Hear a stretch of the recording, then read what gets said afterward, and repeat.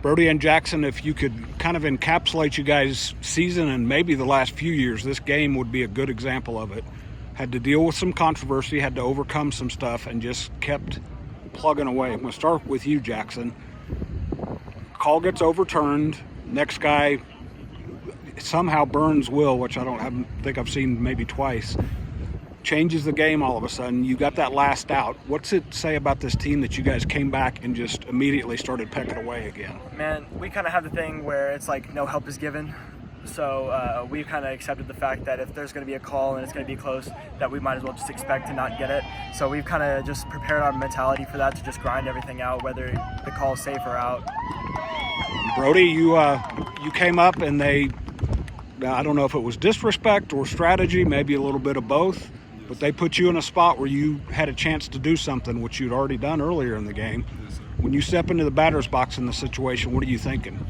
I'm just, my brain really turns off and it's all about reacting. We put the practice and the work in all season for these moments, and to be honest, I'm not really thinking to do anything crazy. I'm just wanting to line drive so that I can get one in at least. I wasn't even trying to get three, but hey, baseball gods gave it to me, did my job, didn't try to do too much, and it just happens.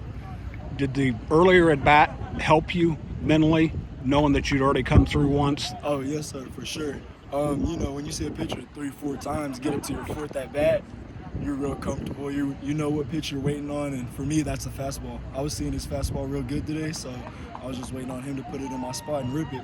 He snuck a curveball by you first, right? Yeah, he did. I let him have that one because we've been taught, first pitch curveball, you can take it.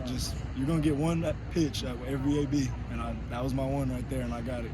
And Jackson, if my math's right, I think you guys, of the 7 runs, maybe all of them came on 2-out hits. 6 of them, because the other one was the hidden ball trick.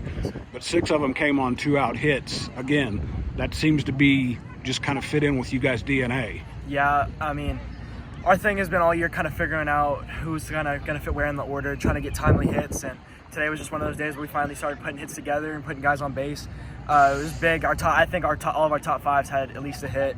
All of our top 5 at least scored once. This guy had 5 RBIs. It's a big deal whenever you're able to string hits together, because then you can put many runs on the board.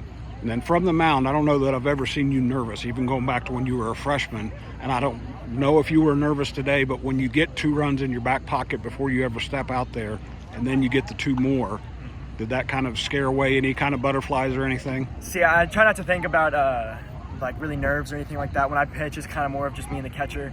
I let him kind of call what I need. If I'm feeling a pitch or if I'm not, then I'll shake it off. But I try not to think about who's in the box. I'm just trying to think about hitting my spot and doing my job. Last thing, we talked about this the other day, the fact that you guys went a couple rounds deep in the playoffs and pushed Abilene Wiley in that 3rd round. Brody, how much is that kind of the foundation for coming out here and being able to beat a really good team like this? I feel like Monterey's always been overlooked. We're overlooked and people don't respect us enough, and I feel last year we got that respect, and we showed that we could be up there with the best of best teams, and we could play some really tough teams and really put it on them as well. And so that set the foundation coming into this year to, just build on that.